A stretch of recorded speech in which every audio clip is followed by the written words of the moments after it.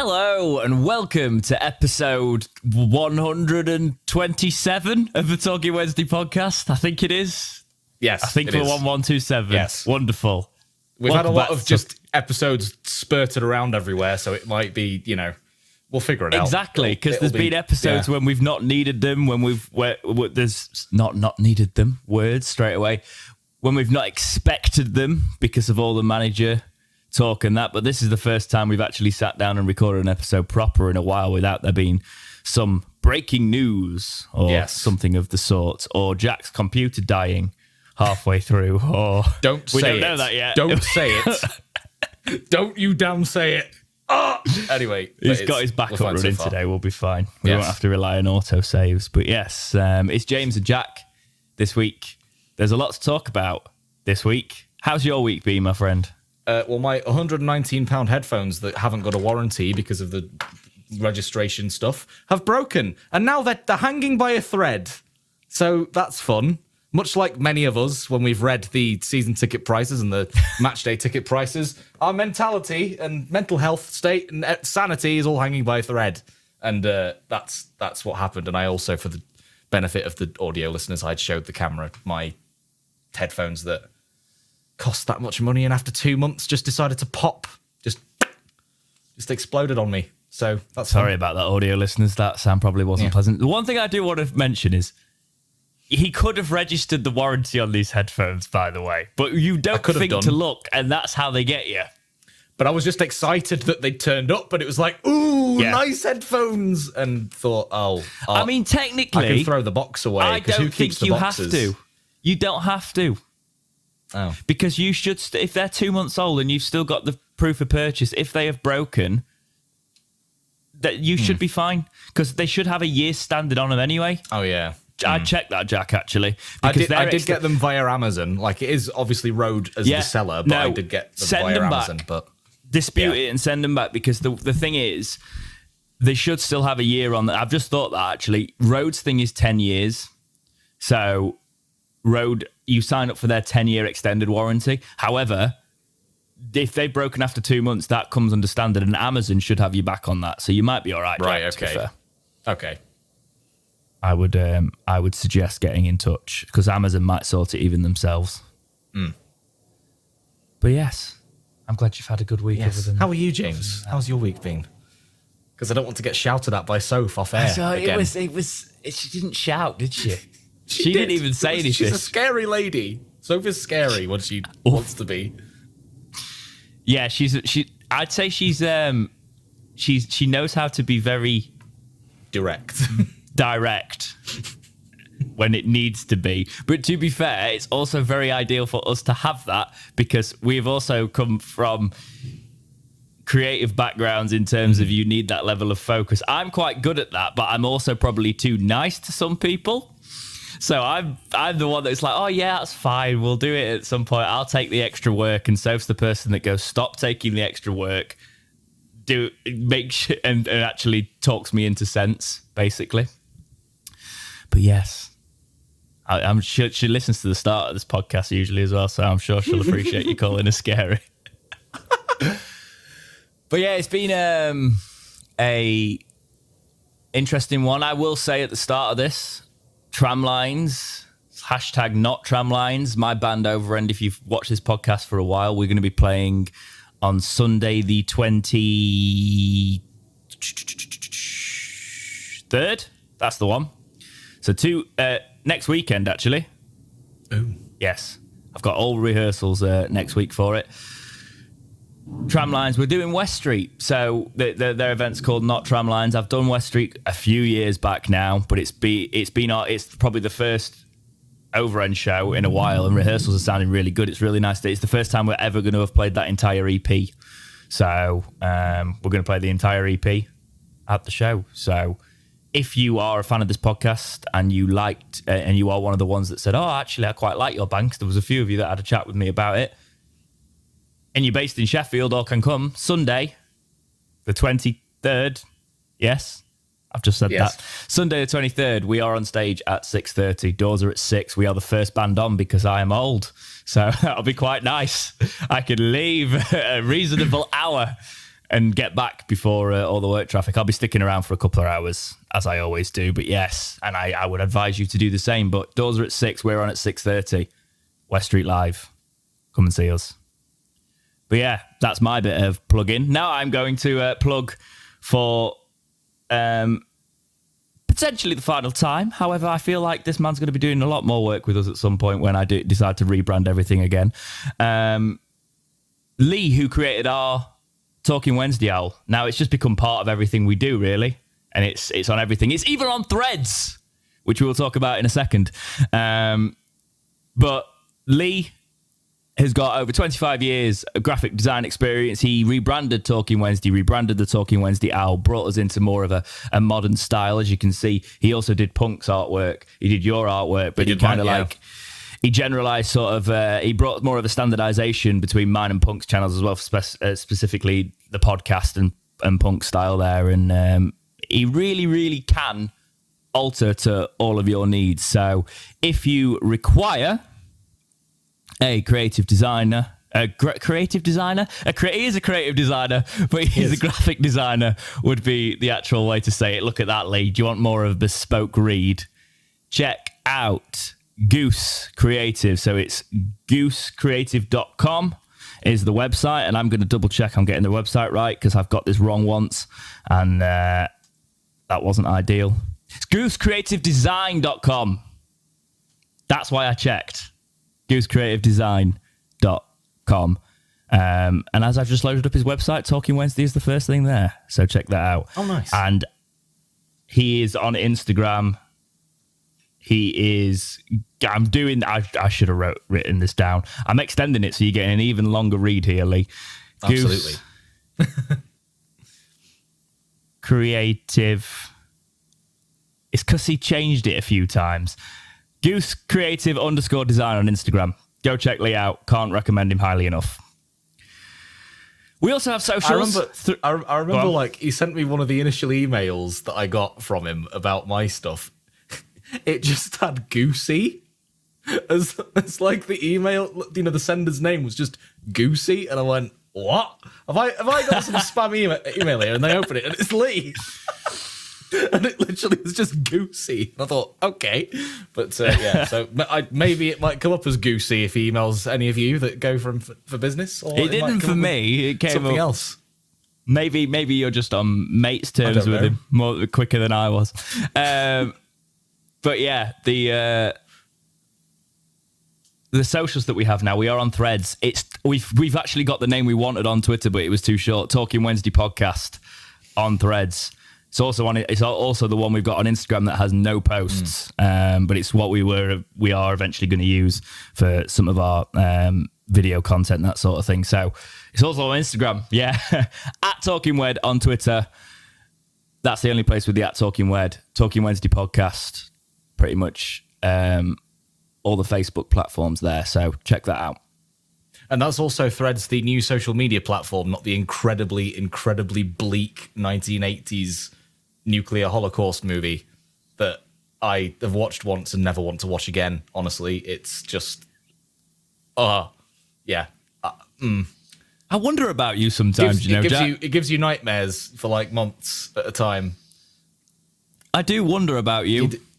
You do wonder. How so? You just come out with that. You just never think. Do you ever sit and listen to some of the things you come out with? And there's just such like utter tripe. Yeah, I know. Not tripe, just like the just tangents. I mean, the obscure, fantastic. Yeah. Do you have anything to say about the York pre-season friendly other than it wasn't? I only watched a half of it, to be fair. I'm not going to lie. I didn't catch up in the end. It wasn't thrilling in the half. I was at work. But do you have anything to say about it? Well, I thought it was... I mean, it was a run out, you know? It was like all the teething area of a new manager and all that sort of stuff. I did think, actually, suddenly to get aggressive, but it was very disgraceful that there was a group of fans that were just chanting Chancery out and sell up and all this sort of stuff live that the internet feed could hear it. And I just thought, there's a way of going about things. And if you are against the chairman, then you are well entitled to your opinion. But to sort of do that, I don't know. At this stage, I don't know. I think we all heard it watching the stream. It wasn't great what I will PR. say, I don't want to have a go at fans for voicing their opinion. No. That's not something I'm going to do.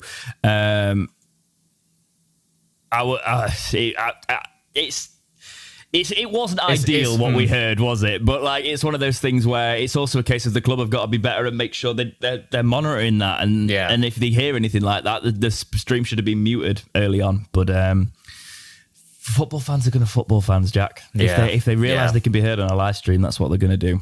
I think it's probably more like you say. It's more that the media team need to be more on it, to be honest, than just oh no. Yeah, like it's, I just want to be very careful while tensions are quite high for your sake as well, Jack. Let's not slag off fans for chanting stuff like Chansiri out. But what I've seen from like say other game live streams or press conferences or whatever, they need moderators in that live stream chat. They need them because the amount of opposition fans that come in and just say crap, the amount of like random bots that are saying go to this link for a cheeky good time, wink, water emoji, all that crap, right? That end up in there, and all sorts. And it's like the Wild West. There are younger people on that stream and stuff like that. Yeah, that is. It's so they need to be more on top of all of that. They were, by the way, they weren't even using OBS for the live stream of the Chisco announcement conference. They were just raw dogging it straight up to YouTube. And I'm so sorry for using the word raw dogging. I've just realised. I'm really sorry. Like, none of this is technically making the podcast explicit or anything, so there won't be any filters on it. But can you just stop? It was just raw to YouTube. Yes, there wasn't OBS. There wasn't any, and, you know, if you know what streaming is all about, it gives you a lot of anxiety seeing that. But here we are. Anyway. That's why they couldn't kill it, because literally right now, if I wanted to kill everything that we're doing, I press one button. Yeah, exactly. Yeah. So, yeah. Anyway, I haven't had you on the podcast since, and I haven't spoke to you since because you've been disappearing. What do you think to the new manager, Jack? I want to, for the podcast listeners, what are your thoughts? I'm extremely impressed. I think he's going to take us places. I love him already. Many have said it, but I love him already because of just purely and simply the way he was in that press conference to the journalists when they said, I don't want to talk about whatever's happened in the last 3 weeks. We're here to talk about the future and what's going ahead. And he just answered it like a leader, like a real leader. Speaking of that press conference, actually, we haven't had a podcast since it. So we probably should talk about that. So for the people who aren't aware, I don't know where you've been, but there was a press conference when is it Chisco? Is it that how we say it? I think it's Chisco Munoz. I know Joe Cran did that video, but I genuinely money off. Yeah, it's like that, isn't Munoz, it? Yeah. Munoz.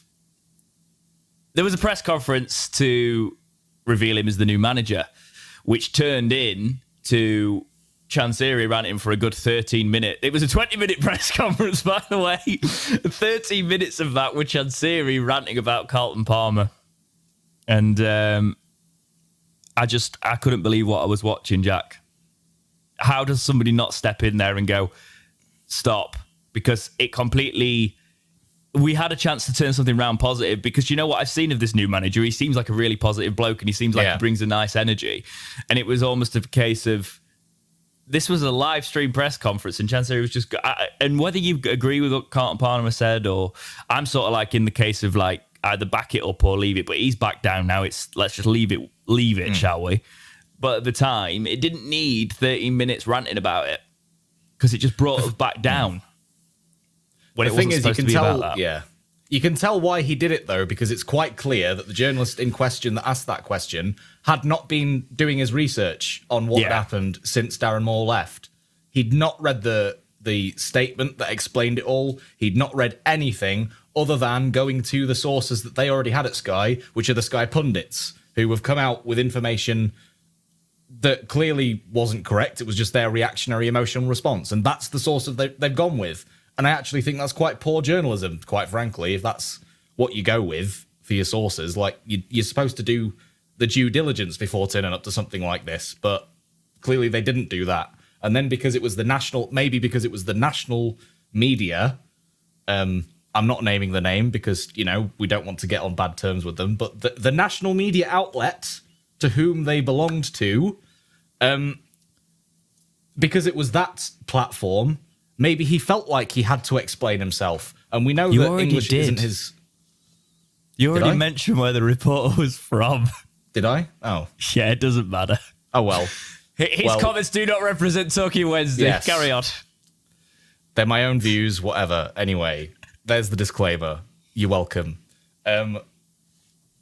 Effectively, because it was that platform, Chansiri probably felt the need to over-explain himself because clearly they weren't clued up. They didn't read his statement, even though he said, read my statement, which, and then it kind of spoiled the atmosphere for everybody, I thought.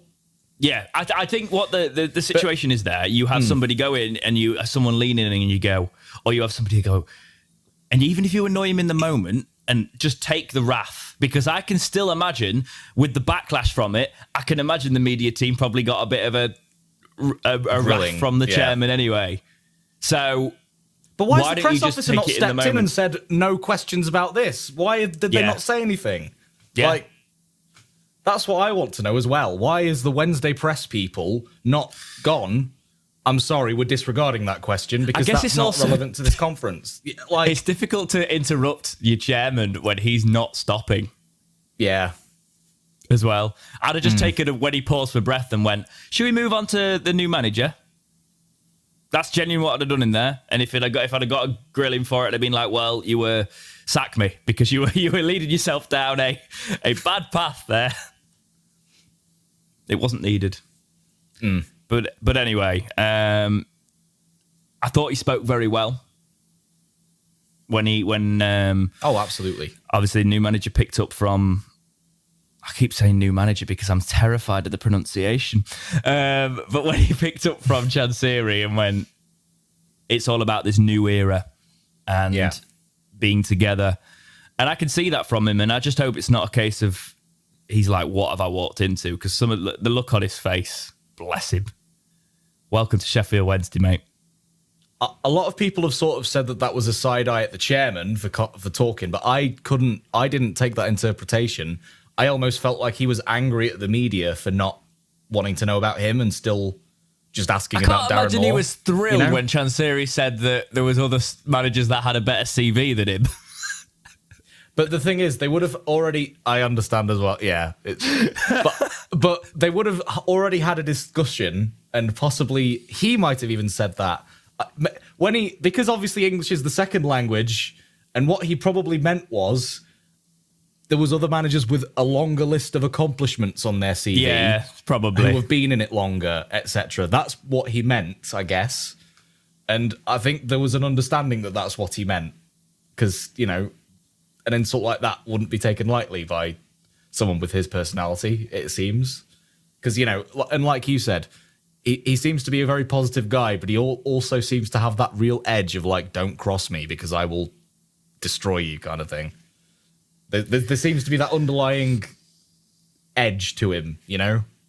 Like he's not afraid to get shouty when he needs to go drill sergeant mode. He will do that, but he'll also make everybody laugh and, But yeah, positive signs. Obviously, a 1-1 draw in the pre-season friendly with him, bringing it. I think the sort of players he could be linked with and the sort of relationships he's got could go. I think players that have played for him seem to have liked playing for him, which is a good sign. So we'll see how it develops. Obviously, a new chapter at Wednesday. Hopefully, it's not a chapter that doesn't last very long. Let's hope it's something that's successful and is a project. Okay, I'm sick of talking about this, but it's really important. I said we'd do a bit of a debate on it. I don't think it's going to be as much of a debate as it potentially was last time you and me sat down for this, Jack. No, the ticket price situation. I will say... Go on, you start. No, you start. I will say that it's perfectly understand... When say, the club have... kind of not. I don't want to say hit back because they don't hit back. But when certain people at the club have then sort of said, "Well, it's all criticism and nothing else." There's no. I really feel like of course, we criticise the pricing, and I think rightfully so, because clearly the room, so to speak, has not been read financially of the Sheffield sort of demographic. But just I general. think for every criticism that we have, I do think that we definitely need to offer a not solution, but like a counter point, maybe. You know, how we could change it, how something could be changed to. Because I feel like a lot of the criticism that keeps coming at the chairman and at the club is all just criticism with nothing else. There's no like, here's an alternative. Here's this suggestion. Here's, it's all just, well, these prices are ridiculous and that's it.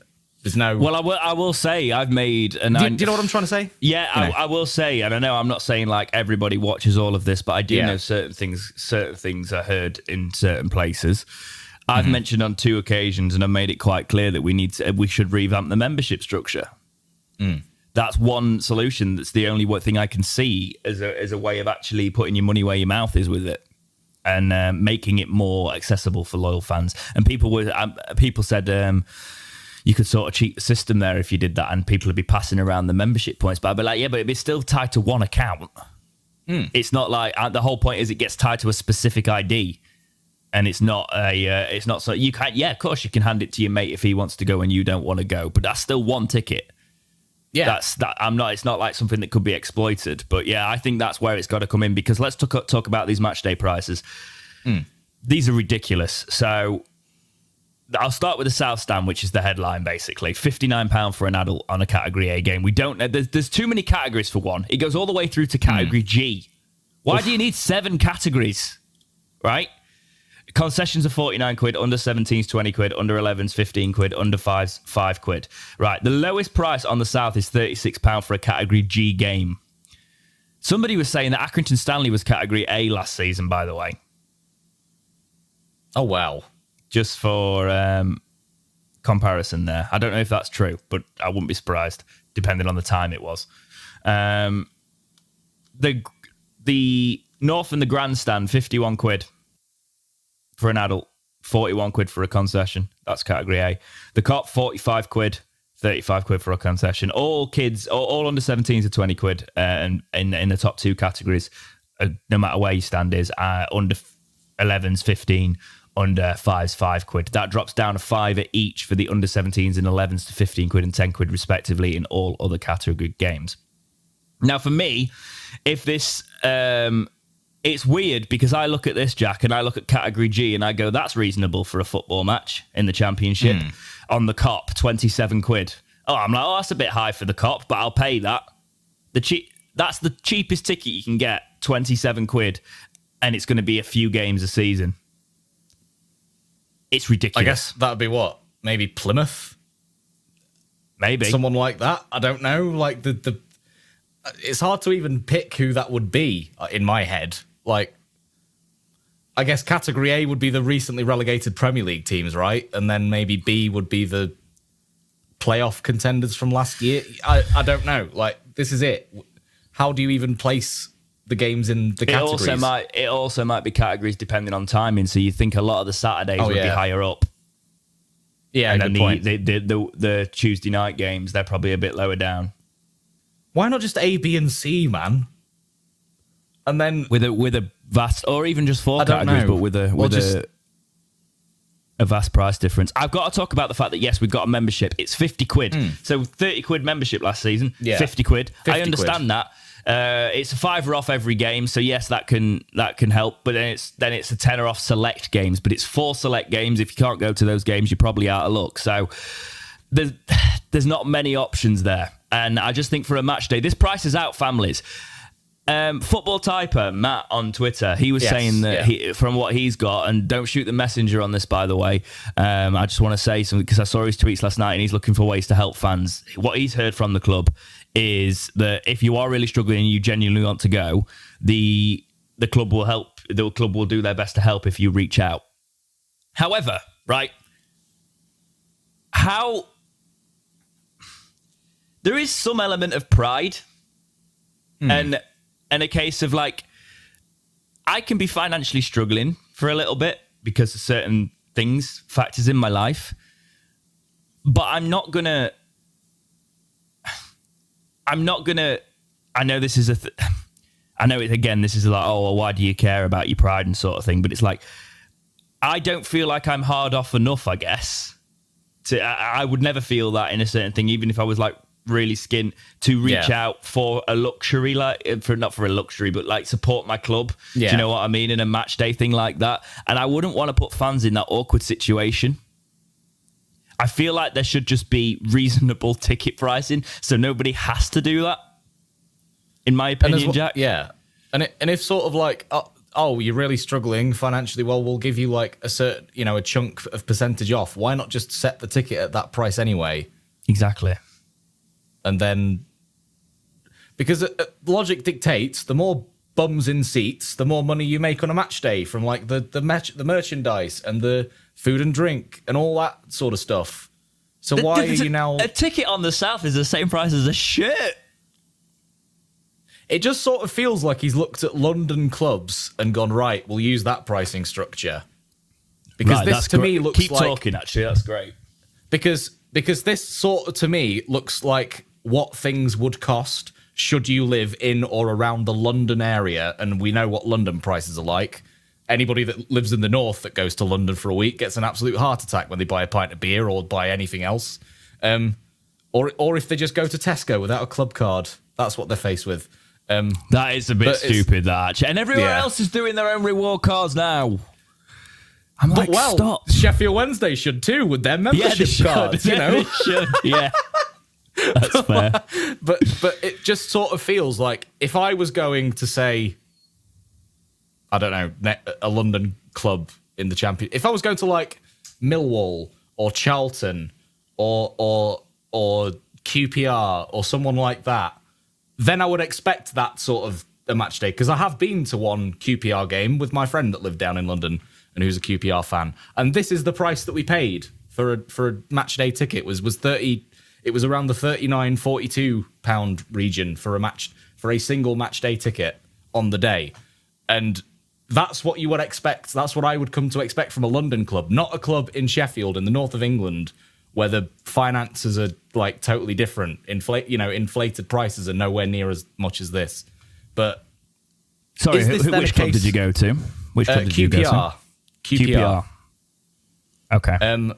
And these pricing seem very London or very like, Reading or the along. If there's a club along the River Thames, that's what you can expect the price to sort of be. Millwall's most expensive ticket is 36 quid, by the way. Well. So Millwall's is 36. That's their Category A fixtures. Mm-hmm. Right. And that's their most expensive Category A fixture. Their cheapest Category A fixture is 32. So their cheapest is cheaper than ours, but that's Category A. Sorry, no, it's not. What am I on about? Of course it's not. It's Category A. They actually have different prices. They have a lot more different prices for the stand. Their family stand's 29 quid for Category A, by the way. Oh, right. So they've got 3 categories, Jack. Look at that. Their Category B is £26 to £33, depending on the stand. Their Category C is £24 to £31, depending on the stand. That, to me, for Championship football, seems about right with inflation and the likes. So why? So the question I would ask is, when a London club, with prices being as they are in London, is costing that much, Millwall only just... were they in... No, they were in the playoff semis, or they just missed out last year, I think. Yeah, they were up there, weren't they? But if they're playing to that sort of standard in the Championship, why are ours more expensive? When there's a club that are challenging for promotion regularly as well. Now, they've turned it into a regular thing that they're challenging for those playoffs or challenging for the top 6 in the Championship or whatever. Why are they pricing their tickets at that much? And yet we're different. We're a different case. And we are charging this when amount. We had this debate before, Jack, and you were talking about, like, we need to bring in... It's because we're not bringing in money from other revenues. Yeah. It has become more of a prevalent point since of, like, well, we're the only club bloody doing it, so clearly every other club's in the boat, but we're the ones that are actually sticking it to the fans, and that is the difference. That is where it's getting lost. the fans are expected to pick it up. Like there's an expectation, and he talks about. He said that there's been a few comments like that. Yeah. There's been a few comments that the chairman has made a bit like that by saying, well, I'm making a loss. I'm making this much of a loss. As though, and again, I don't want to upset anybody at the club with what I'm saying. This is just an outside fan perspective, right? We're probably fleas. It's like flicking away a flea is our opinion. But, and I say this very respectfully, but it's sort of like I've made this big, huge loss during COVID and during the League One years, and it's almost like we're expected to now pay it back in the respect of like, well, you will buy these sort of tickets because I've made this huge, giant loss. But then you've got millions in the bank, Mr. Chancery, and we haven't. That's the key difference, you know? I was, and that's as you know, I say it with great respect, of course, you know, but it's not on the fans, Jack. It's never on the fans. I know. Millwall were 8th, by the way. I'm in the situation that, like, I used to work every other Saturday. That's winding down in the next sort of after Christmas, probably. So I was going to be a case of, I'll get a season ticket. Cool. I now might be moving house. There's a lot going on, right? So I have it's one of those things that, like, you put yourselves in that situation and you don't want to, like, drop hundreds of pounds and not be in a situation where you might for a few months be out of it and waste a season ticket. I know I could give it away, that sort of thing, things like that. I'm not talking about me specifically, but think about all the people that are in limbo and working on shift patterns. I've been there on shift patterns. You don't know what Saturdays you're working. You go as much as you possibly can. You should still be able to reasonably support your club. Now, say I was in that pattern and I could go to half of the home games, right? I'd get a membership and I'd get some money off, but then it'd be a case of I'd be spending more than a season ticket. And I get that's the incentive to buy the season ticket, but it shouldn't be that way. You know, it shouldn't be a case of like probably less than half the games for more than a season ticket. And the big thing for me is if you're taking like a family of 4, you're looking at like 180 in some aspects. And then people talk about travel, and if you want to buy something at the ground, you're looking at over 200 quid for a game of football at Category A, and it's just ridiculous. And I will say, the day of us recording this, it's almost as if I've put the Ant and Deck meme on the Talking Wednesday Twitter, because it's like he's in a room, he's got someone feeding him in his ear, like, let's just wind him up as much as possible. So the season tickets go back on sale. This is from the Wednesday website. The latest phase of season tickets for the Owls 23-24 Championship campaign is now open to supporters. Adult season tickets are priced from £25.87 per game, whilst our junior supporters under 11 can watch Wednesday next term for £3.26 per game in the grandstand family area. Yeah, that's great. That's the highlights, right? So from £25.87, that's for the, I would assume, and without doing the quick mental maths, the £595 season ticket on the cop for the adult. Which is quite high, right? You'd think, that's probably top whack season ticket for the Championship. Oh no. North Stand, now £735. Same as the Grandstand, £735. The South Stand is £825 for an adult. Get out of here with your early bird, right? It's more of a case of we have literally just had all this uproar about match day ticket prices, and then this comes out. It's an interesting tactic. All of this is a tactic to get more people to buy season tickets. The way this has been worded on the website, it's very clear. They've just released the match day ticket prices, right? And they've said, but for £24.56, which is seemingly £25.87.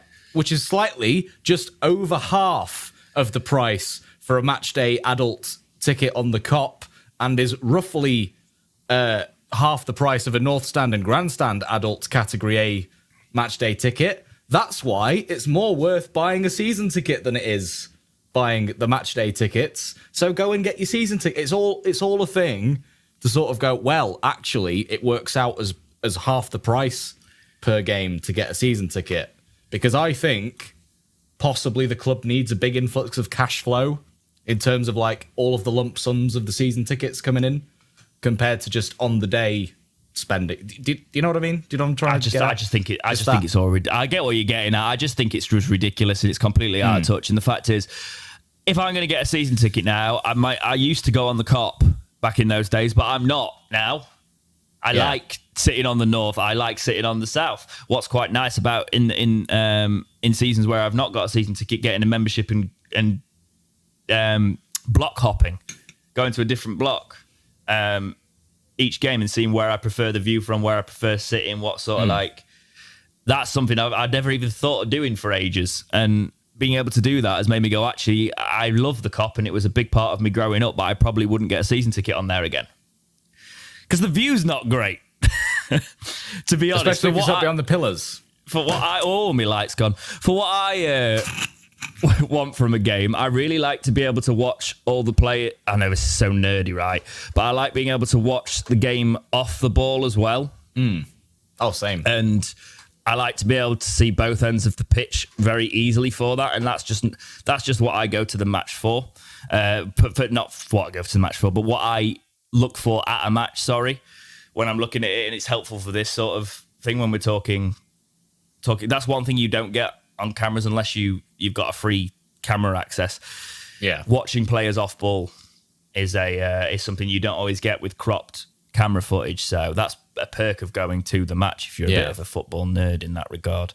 But here's the bottom line for me with the season tickets, because I will move on because it's becoming redundant, isn't it? But it's something that needs to be kept saying. We also have been critical, so I think we need to offer some sort of way that the club could change or do it a bit differently, just because then it isn't just baseless criticisms or something. I think the season tickets are a lost cause this season, personally. Just give up, bring the match day ticket prices down. But he's kind of pinned himself in now because the season ticket prices are so high. I would stop selling them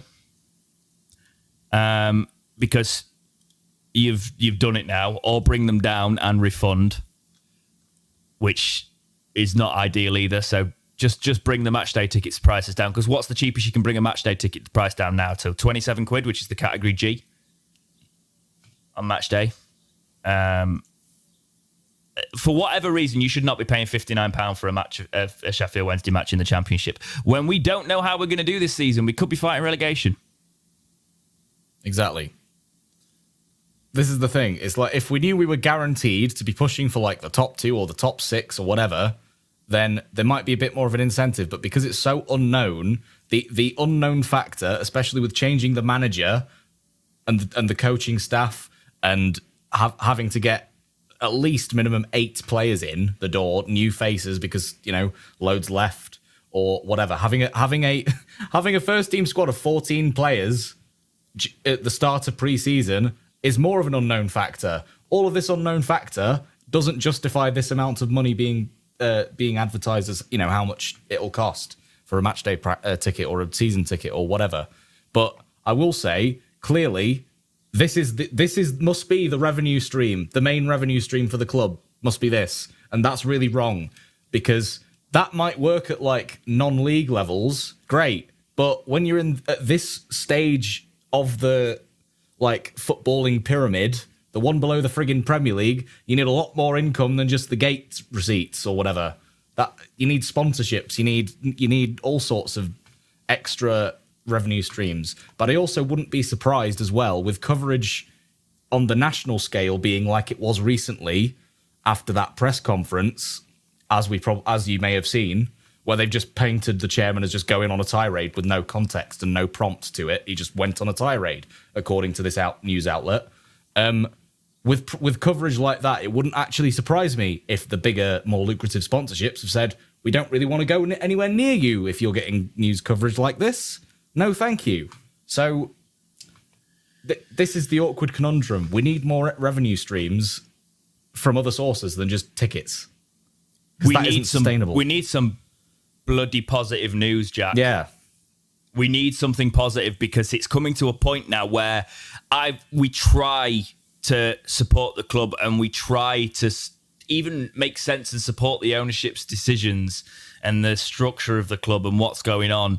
We try and sort of go, okay, well, we can see it from this angle and this angle, but like, I don't care whatever way you look at this now. You're at you can take the selfish tack of, oh, well, you should have done this at some point. And Peter, and you know what? The fans that I can see, I will say this, the fans that I can see on Twitter are like, well, why is everyone moaning? I've sorted myself out. Yeah, it's not all about you.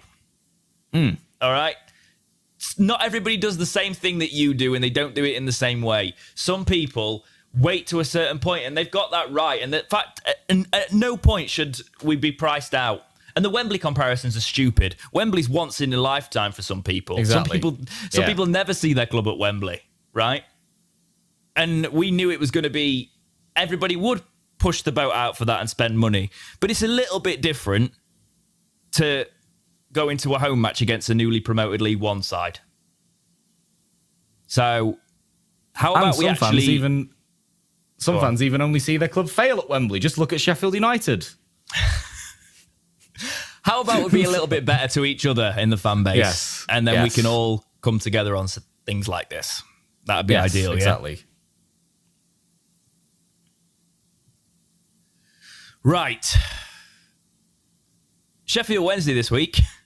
I'm moving on because that's made me warm. That was intense. That was an intense little segment, wasn't it? This light is just falling off. This is all staying in. That's the momentum of Sheffield Wednesday going up through the playoffs right there. All the enthusiasm and all the momentum just gone. God, if I do use this space permanently at some point, I'm going to have to change everything about the temporary setup. We'll see. Right. This is all in the podcast, by the way. Hello. We're not leaving. They might have just thought it died. Oh, nice. Sheffield Wednesday this week have been linked with Axel Werner. This is from the Star. The 27-year-old shot stopper saw his contract with La Liga outfit Elche expire at the end of last month. That's not how you say that, is it, Jack? No. Back into the article quote. So he's now on the lookout for the next step in his career after a difficult spell in the Spanish top flight. It's almost 2 years with Elche. He made just 5 appearances in all competitions, with his most productive season coming in the 2020-21 season when he went on loan to Atletico de San Luis. So he'll now be eager to try and tie down a regular spot somewhere as he weighs up his options going forward. So for the people who are unaware, he is a 27-year-old goalkeeper. Ooh, but the thing is, he's not really been a first teamer. He has 73 career appearances at 27 years old. He's played 3 times in the last 3 seasons. Oh no, sorry. He went to Arsenal de Sandiri. Is that? Yeah, that's probably Arsenal's sister club somewhere, isn't it? Because it literally says Arsenal FC on the badge. He made 11 appearances there. When he was at Atletico Madrid, right, and went on all his loans, even with his loan spells across all those years, he made 32 appearances. So it's a case of, do we see something in him that could be a sign of something that the new manager sees in him? What do you think about this one, Jack? Well, I will say an Argentinian with a very German name. I would like to see what his grandparents may have done. Anyway. No, all right, carry on. Anyway, I can't bring him anywhere. I'm loosely aware of this player from Football Manager, but yeah, he's definitely I would say he would rival Cameron Dawson. He's very much in that sort of mold of keeping that. I would say if we sign him, it would be to keep competition for Cameron Dawson, not just a backup safety blanket sort of thing. I would definitely say. I mean, he might see something in him. A lot of players often go quite under the radar for a long period of their career, and then they sign somewhere and they're absolutely fantastic. So I'm honestly keeping an open mind because of the new manager situation. I'm sitting so far on this fence that I can feel the splinters in my lower intestine. It's kind of come out of nowhere, this one, isn't it? So it's one of those things that I just still can't get over what you just said. I'll try and bring it back in, but that he's about 6'2.5", so he's tall enough. He's he's one of those that could go either way. I know that, I think, again, sounds like I'm fence sitting, but 27 years old, he's probably a good age to be coming in and pushing Cam. And probably, apparently, he's right-footed, and he's so... oh, no, he has got a FIFA card. Okay, because we always do that on this podcast. Mm-hmm. He is... he's a 70 rated goalkeeper, 74 diving, 72 handling, 75 kicking, 70 reflexes, 45 speed, and 68 positioning. That's that bit done. Bottom line for this one is more of a case of there's something about him with the Europa League, wasn't there? Let me get the article back up. Keep talking. I just think we need... Well, I mean, it's You've quite thrown clear me that off we need a completely. goalkeeper. You're welcome. Completely. You're welcome. I mean, I just muted my microphone while I was just absolutely just going into a laughing fit about what I actually said. But I'm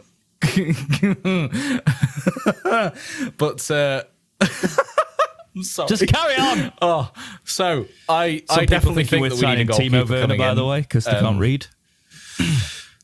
I definitely think that we need to sign a competition sort of goalkeeper for. I was about to say Timo Werner. Oh my god. For Axel, not yeah. Well, we need to sign Axel Werner or someone like him, a shot stopping, playing out from the back. This is a train wreck. We are this not is an absolute train wreck. And it's going to be a breakout. Oh my god. Oh yes. Please subscribe. Yes. This is what happens when I bring you on the podcast. Carry on. This is probably why Jake's on more episodes than I am, isn't it? Yes. Yeah. But we definitely need to bring in a goalkeeper to rival Cameron Dawson, because that element has obviously departed for York City. Thank you, David Stockdale, for all of your service for the last season. But we need someone to come in and really keep on Dawson's heels, I feel, to keep the standards up, keep the standards high. Because I feel like he set quite a high standard for himself last year. And I think he needs to carry on with that. And I can only see that carrying on with competition coming in for the number one jersey or what have you. And I think maybe Werner could be a good fit. He could. We're just gonna, if we sign him, we're just gonna have to wait and see, because I don't really know all that much about him other than that he's a shot stopper and that he plays it out from the back, all right with his feet, sort of thing. So yeah, that's. So basically, he's on a free, which is going to be a big thing. Okay, he's one of them He's one of them keepers that has not been proven in this league, but could be a masterstroke. It's very difficult to know how these ones are going to go, but it feels like it's maybe more of our manager looking at him than maybe the recruitment team, because we talk about this recruitment team that Chansiri brings. I mean, we don't have one. Yeah, we've got this list right and they suggest the players, but I think this might be coming from the manager a little bit more. Yeah. So let's see what happens. Let us know what you think about a new keeper. I think let's be honest, nobody knows enough about him. Exactly. Yeah. That's the long and short of it. Nobody knows enough about him. Yeah. Do you know more about him? Let us know. Put it in the comments if you do. Yes, exactly. Let's not be those people who try and act like we know more than we do. Yeah. I don't know enough about him, Jack. And he's only just been leaked today. So there we go. Oh my god, it's breaking news. Oh, we've got a breaking bit of news. Oh, that will come out on probably Wednesday or Thursday, depending on the breakout schedule. But there we go. Luke Chambers has been linked with Wednesday. This is from The Athletic, linking us with him here. He is also linked with Watford and Bayer Leverkusen. Leverkusen appear to be the front runners. He is 19. He's with Liverpool. He's part of the England youth setup. He is a left back. He's made 14 appearances for Kilmarnock on loan last season. So a young left back, a position that we need to strengthen. You got any thoughts on Luke Chambers, Jack? This sort of feels like a name that could have been on the pre-existing transfer shortlist or whatever that Chansiri was talking about, that the new manager would have to work with. It just it seems like that sort of fit that with that description that you've just said. But I definitely think we need to. Well, I think most positions need strengthening. Let's be real. We've got 14. We had 14 players at the start of preseason. That's now gone up, obviously, with Reece James signing and then Marvin Johnson re-signing again. But we need to strengthen in virtually every position, I think. The debate of the episode is going to come on the next player, by the way, because I know that you've got a different opinion to me on the next player that we'll talk That's about. That's fine. Let's talk about Luke Chambers. Stay on topic, but Luke Jack. Chambers, stay on topic. You could do it. Yes. I'm not an arse, by the way. Left back. It's been a train wreck so far today. Carry on. But we definitely need another left back, I think, to just kind of partner up with James and competition or alternating or whatever, you know? That's where I was getting the UEFA thing from. Luke Chambers, I was mixing the stories up in my brain because of all the season ticket talk. Luke Chambers won the 2022 European Under-19 Championship with England. Nice. That's where it came from. So, 19-year-old, only 14 appearances for a league team, and that was Kilmarnock. He's not made any appearances for Liverpool. I think he's made a couple of cup appearances, actually, saying that. Right. Yes, he made one appearance in the cup. It says other, actually, so...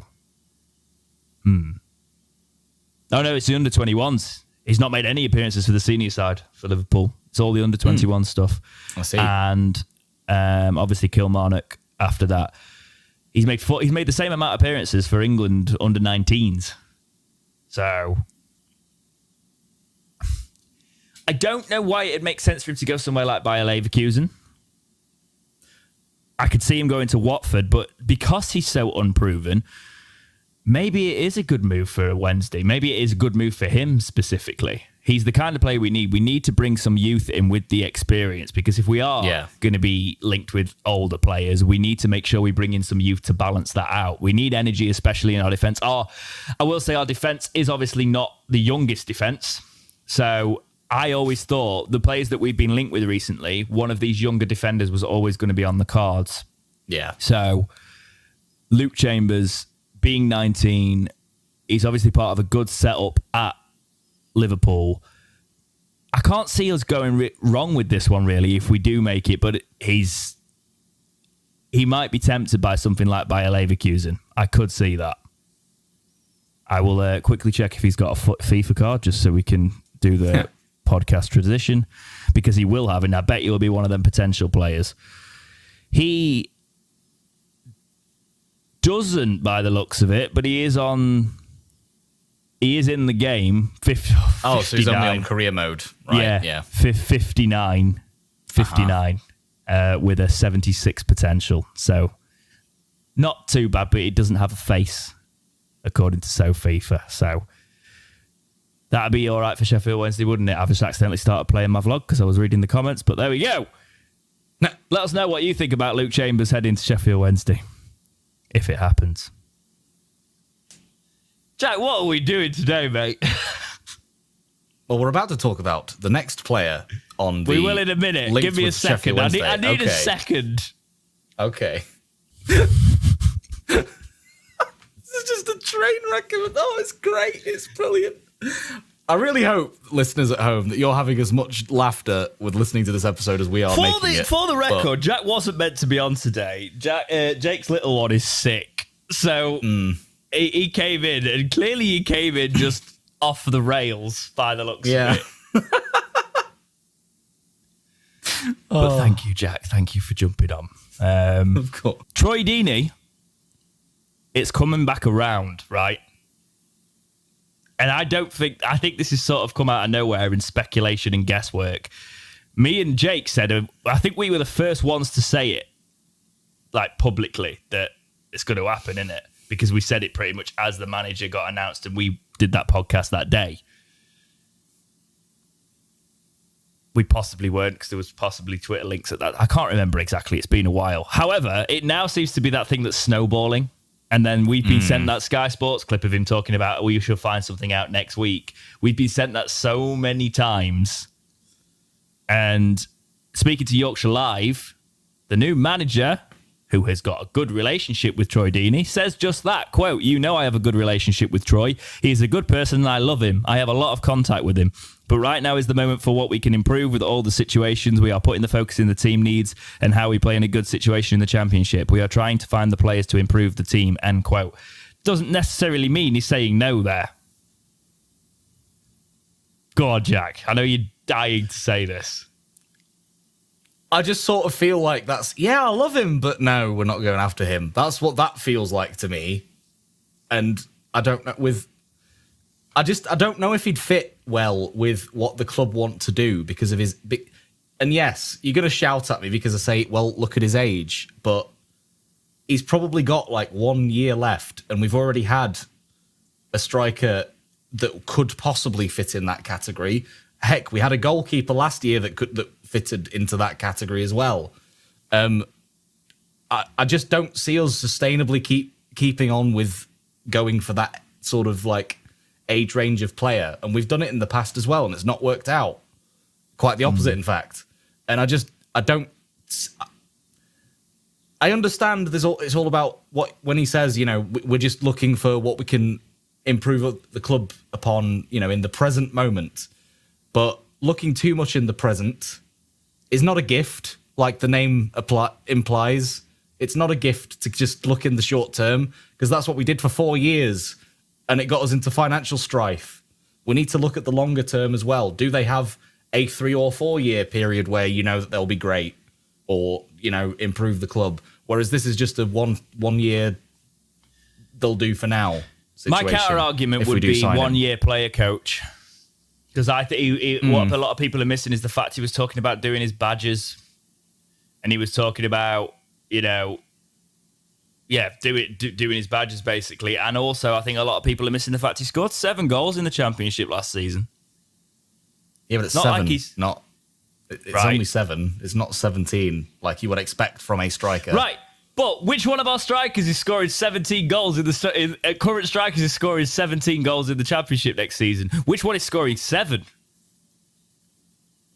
You could argue Michael Smith because of his tally in League One last year. I would say out of those two, and the service will be better. Yeah, you know, because of the formation that we will play and all that sort of stuff. I think he's a good player to bring in for a 1 year. To be honest, if the wages aren't crazy and it's a good relationship with the manager, and because it's someone who knows how he wants to play. That's the big thing for me. So on a short term, while you're bringing in your philosophy, if you're looking at the older players we've got, like Gregory and the likes, they might not take to the system as quickly. Whereas, so they might not end up getting played. Whereas if you bring in Deeney, he knows how the manager wants to play. And that's my one thing on it. And his experience is going to be essential. Like, when you're talking about people with that sort of experience up front, it's only beneficial. You can only make 1 or 2 of these signings. For me, it's got to be Vardy or Deeney, but Sheffield Wednesday, you're going to sign Vardy over Deeney, isn't it? Deeney over Vardy, sorry. Deeney over Vardy. So, I can see it happening, which is why I think it's got merit to it. A lot of people were saying, is it going to be Port Vale? But I think there's still something there, you know. He knows where the back of the net is. You really don't want this to happen, do you? It's more that I just know that he comes with a reputation as well. And obviously... Not anymore. I don't know if you've watched it. Is that all changed? I don't know if you've ever watched anything like with him. I think he speaks really well, does Troy Deeney. I've watched a lot of podcasts with him on, actually. So... I wouldn't say that there. What I want to make a point of, though... Again, he spent 11 years at Watford, right? 389 appearances and 133 goals. He spent 2 years at Birmingham, 54 appearances, 11 goals. The thing is, last season, he got 7 goals in 33 appearances. So it's 1 assist. So it's a case of, even if he is a squad player, he would have to be on squad player wages for me. That's the crucial point. Yeah. But if he might be willing to do that with a coach role. So I don't think it's out of the realms of possibility. It's somebody with experience. How many seasons is it? Champion? Let me just have a look here. So 1, 2, 3, 4, 5, 6. 6 championship seasons with Watford. and 6 Premier League seasons, but not all of them because he went to more like 5 because then he went to the Championship again. He's had 8 Championship seasons, with Birmingham. Oh, yeah. So 8 that's quite a lot of Championship experience. And quite a lot of Premier League experience, actually, as well. Yeah. With the Watford years and stuff, but... So, some Birmingham players saying he's not the player he once was. I wouldn't be signing Troy Deeney thinking he's the player he once was. I think he'd be thinking he's a player that knows where the back of the net is, and if he fits the manager's play style, that's the crucial thing for me. Because yes, I agree, we've already got Gregor and we've already got Smith. But if there's any signs that one of them isn't going to feature or fit in the system or something like that, you bring Deeney in on a short-term deal while we do that transition, and then you look for bringing younger players in to bring through. Because we should be doing that anyway. We should. You can even say that this is the same logic we applied when we actually signed Lee Gregory. Yes. I guess. It's the same and I actually think if the new manager had been in, we wouldn't have signed Lee Gregory. Do you see where my head's at with this? I actually potentially think if Lee Gregory worked under Darren Moore and Darren Moore's system and had got to know Darren Moore, this is more of a case of if the retained list was under the new manager, which it usually is, I could probably have seen him being released. Whereas Johnson signs after we hear about, hear rumours that the manager is coming through the door. So that makes more sense that he would be in there because Johnson is a winger and he's been played as a left back and the new manager uses wingers. So I don't think it'd be the worst thing in the world, Troy Deeney. I wouldn't be against it. Let us know what you think of Troy Deeney in the comments below. Yeah, I just realised I'd not included all the comments from the video I did for the season ticket debate because we just went off. I'll do a video on it today about the season tickets and bring the match day ticket prices in, and that way I can do it because I was going to include it in the debate, but sorry, it'll still be on the channel somewhere. It's been a morning. So we're close to signing Sam Reed, which is one of the youngsters. We'll talk about that as it develops. We've got a lot of community stuff to talk about, but that will wait till next week now because this has been a jam-packed episode. We've got a load of stuff from you guys. It's been good to have Jack on. Jack will be back at the end of the month with more sleep and good vibes. I do enjoy podcasting with you, Jack. I sound so mean. It sounds like the opposite. It's like you don't enjoy it at all. I have to be really honest. I think it's because I've been with Jake. I have been with Jake for 2 years doing the podcast. So we kind of I think you'll notice this as the listeners as well. We know when to stop talking. We pick up on cues. Your lag doesn't help either for some reason because you're behind both of us even when we're in a call. And it's just we know each other's process, whereas you're learning the process. So it's getting less like having a guest on. But you've never been with us when we've had a guest on, so you have to be a lot more on your toes, which is fun because it brings a new dynamic to the podcast, and it kind of takes my guard down a little bit and things, and I just start laughing more than I usually would. Maybe you like that side. People seem to have enjoyed your addition to the podcast. I think you and Jake are very good at professionionally dancing around things, and I don't care. I will just go say through it like a brick wall, like a train, like that. Yeah. That meme of the school bus and the freight train, when the bus is like trying to cross, and then the freight train just absolutely obliterates it on the way through. I don't know that. Have you not seen it? No. Okay. No. But it's one of those things where, yes, we will try and dance around certain subjects and sort of subtly hint at something, but then you'll just go for it. Let's talk about it. Boom. It's like today straight away. I was like, tensions are high. You probably shouldn't. You probably shouldn't call out any fans because some fans will come at you. Yeah. You went straight for it.